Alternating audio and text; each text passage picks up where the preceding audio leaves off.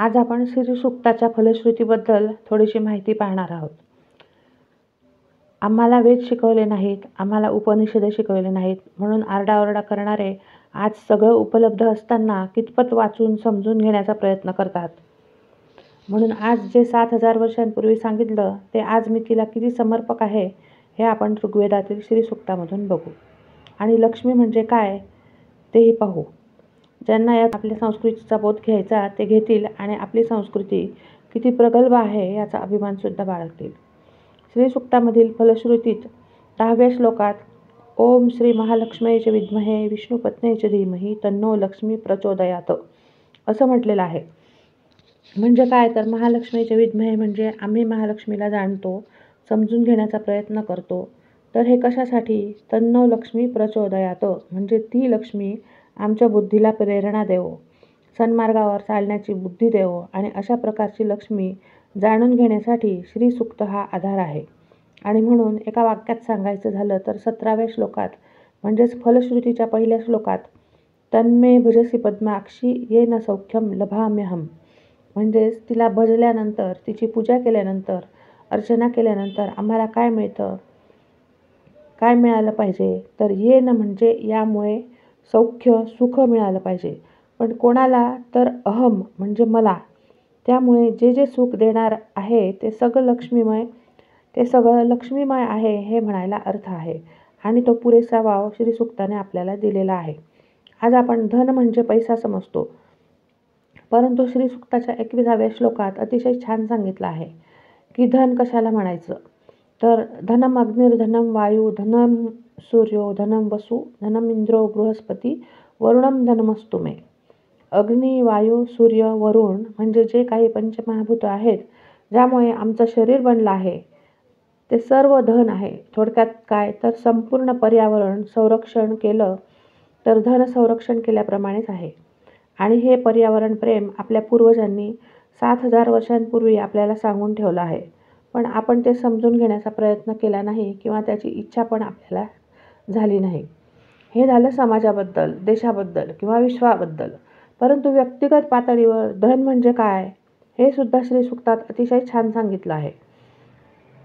पुत्र पौत्रम धनम धान्यम हस्तश्वादिगवे रथम. व्यक्तिगत स्वरूपात कशाला धन म्हणायचं तर पुत्र म्हणजे मुलं, यात मुलं मुली दोन्हीही आलेत. पौत्र म्हणजे नातवंड, जे असले की कुटुंब व्यवस्था निर्माण होते, आपुलकी असते, एकमेकांना आधार असतो. धान्य जे आपल्याला खाण्यासाठी लागते ते धान्य. त्याचप्रमाणे हत्ती, अश्व, रथ आणि गाय यांना म्हणजे जंगली प्राणी आणि पाळीव प्राणी, त्याचसोबत रथ म्हणजे दळणवळणाचे साधनं, हे सर्व म्हणजे व्यक्तिगत स्वरूपात धन म्हटले आहे. दुसऱ्या श्लोकात म्हटलं आहे यस्याम हिरण्यम विंदेयम गाम अश्वम पुरुषान अहम. गायी, अश्व, त्यांच्या जोडीला सेवक, आप्तस्वकीय, नोकर-चाकर यांना सुद्धा धन म्हटले आहे. आणि तेच पुन्हा 15व्या श्लोकात सांगितलं आहे यस्याम हिरण्यम प्रभुतम गावो दास्य अश्वान विंदेयम पुरुषानहम. म्हणजे त्याला सुद्धा किती जास्त महत्त्व आहे हे आपल्याला कळेल. आता पुढे अजून धन म्हणजे काय हे सांगताना श्रीवर्चस्वम आयुष्यम आरोग्यमाविधाच्छोभमानं मह्यते धान्यम धनम पशुम बहुपुत्र लाभम शतसंवत्सरम दीर्घमायुः. तर काय पाहिजे आम्हाला तर या इहलोकामधील जे जे पैशाने विकत घेता येते ते सर्व मिळालं, पण त्याचा उपभोग घेण्यासाठी क्षमतावान इंद्रिय हवेत, निरामय आयुष्य हवं, ते सुद्धा धन आहे. त्यामुळे केवळ पैसा मिळवणे हे साध्य नाही तर सुख मिळवणे हे साध्य आहे. म्हणून मिळवलेला पैसा, संपत्ती, वैभव दीर्घकाळ उपभोगण्यासाठी, वापरण्यासाठी शतसंवत्सर निरामय आयुष्य मिळावं हे पण धन आहे. एवढा व्यापक अर्थ त्या लक्ष्मीचा आहे जो आपल्याला श्रीसूक्तामध्ये दिलेला आहे. पैसा हा वस्तुनिष्ठ आहे, पैसा हा साधन आहे, परंतु सुख आणि शांती हे व्यक्तिनिष्ठ आहे. ते आम्हाला लक्ष्मीकडून मिळणार आहे. त्याची आम्ही प्रार्थना श्रीसूक्तातून करतो. यात लक्ष्मीचे वर्णन आहे असं जरी वाटत असलं तरी हे ऋग्वेदातील सूक्त आहे, जे स्फुरलेलं आहे, रचलेलं नाही. त्यामुळे जे स्फुरते ते अनुभूतीमधून असते, ठरवून लिहिलेलं नसते. त्यामुळे पैसा ज्याला आपण लक्ष्मी म्हणतो त्याला कमी लेखण्याची गरज नाही.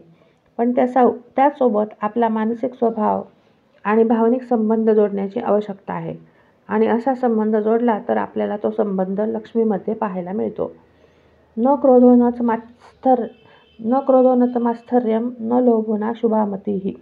लक्ष्मी आमच्याकडे आहे हे कशाने जाणवेल? तर असा लक्ष्मीवान जो क्रोधाग्नीत जळून जाणार नाही, मत्सर ज्याच्या मनाला शिवणार नाही, आणि न लोभो म्हणजे लोभ ज्याला सुटणार नाही, आणि ज्याला अशुभमती म्हणजे अशुभ बुद्धी होणार नाही, असा जो तो लक्ष्मी असल्याचा निदर्शक आहे. म्हणून पूर्वीच्या काळी हे पाठ करून घेत आणि त्याचा अर्थ समजावून सांगत असत. आज आम्ही पाठांतर तर दूरच, अर्थ कुठून समजावून घेणार. श्रीसूक्तामध्ये अजून एक छान शब्द आला आहे, अलक्ष्मी. म्हणजे आम्हाला लक्ष्मी हवी, परंतु अलक्ष्मी नको. या अलक्ष्मीला लक्ष्मीची मोठी बहीण म्हणून यात संबोधलं आहे आणि त्याचा पण उल्लेख श्रीसूक्तामध्ये आहे. 8व्या श्लोकात म्हटलं आहे की क्षुत्पिपासामलां ज्येष्ठां अलक्ष्मीं नाशयाम्यहम्. क्षुत म्हणजे भूक, पिपासा म्हणजे तहान, यांच्यामुळे मलिन झालेली आहे असा याचा भावार्थ. की वखवक, हाव, अतृप्ती, लालसा, खाण्याची तीव्र वासना व्हायला लागल्या किंवा सुखाच्या विकृत अशा सुखेच्छा निर्माण व्हायला लागल्या तर ती अलक्ष्मी आहे आणि तिला दूर करायला हवं. 6व्या श्लोकात अजून एक उल्लेख आलेला आहे, मया अंतरायाश्च बाह्या अलक्ष्मीही. म्हणजे माया, मोह, अज्ञान, भूल हे बाह्य दारिद्र्य आहे. तसेच इंद्रियांची अक्षमता हे सुद्धा बाह्य दारिद्र्य आहे. त्यामुळे आतून आणि बाहेरून शुद्ध होण्याची गरज आहे. लक्ष्मी अजून कशी आहे याचं सुरेख वर्णन यात आलेलं आहे. चंद्राम प्रभासाम यशसा. केवळ साहित्य किंवा शब्दालंकार म्हणून नाही, तर लक्ष्मी चंद्रासारखी शीतल आणि लक्ष्मीवान चंद्रासारखा शीतल असावा. त्याची प्रभा आपोआप प्रसरणार आहेच, त्याला दाखवण्याची गरज नसावी. आजकाल थोडी पण श्रीमंती आली की दिखाऊपणा सुरू होतो. 10 बोटात 10 अंगठ्या, गळ्यात सोन्याची साखळी आणि प्रदर्शन करण्याची हौस आली म्हणजे समजावे की आपण श्रीमंत आहोत. हे दाखवण्यासाठी धडपड करावी लागते. म्हणजे आलेला पैसा, संपत्ती ही आधी नव्हती आणि पुढे टिकेल की नाही याची शाश्वती नाही, किंवा ती अशा मार्गाने आली की दाखवण्यासाठीच हा डोलारा. तृप्ताम तर्पयंतीम. म्हणून अशी लक्ष्मी हवी जी तृप्त आहे आणि इतरांना तृप्त करण्यासाठी उपयोगात येईल. अजून पुढे सांगितलं आहे की लक्ष्मी कशी हवी, तर गंधद्वाराम दुराधर्षाम नित्यपुष्टाम करिषिणीम. दुराधर्षा म्हणजे कष्टाने साध्य होणारी किंवा कष्टाने मिळवलेली, आणि कष्टाने मिळवायची म्हणजे सोपं काम नाही, त्यासाठी परिश्रम करण्याची तयारी हवी. नित्यपुष्टाम म्हणजे नेहमी पुष्ट असलेली किंवा पुष्ट करणारी, पोषण करणारी अशी लक्ष्मी हवी. आर्द्राम पुष्करणीम यष्टीम म्हणजे जिच्या मनात प्रेमाचा ओलावा, जिव्हाळा आहे अशी लक्ष्मी हवी. आणि पैसा आला त्यानंतर जर का वर सांगितल्याप्रमाणे जो कोणी असेल तो खरा लक्ष्मीवान, आणि हे जर नसेल तर केवळ पैसेवाला. एक अजून छान शब्द आला आहे, लक्ष्मी मनपगामिनीम. म्हणजे गैरमार्गाने जाणारी किंवा अपमार्गाने जाणारी नको. म्हणजे कोणत्या व्यसनात, वाममार्गात, वाईट गोष्टींसाठी, जुगार खेळण्यात, विकृत उपभोगासाठी चा उपयोग न व्हावा. ज्वलंतीम श्रियम लोके देवजुष्ठाम उदाराम. ज्वलंतीम म्हणजे तेजपुंज, लक्ष्मीवान जसा तेजपुंज असतो तशी. पुष्कळ वेळा पैसा असूनही तेज नसते.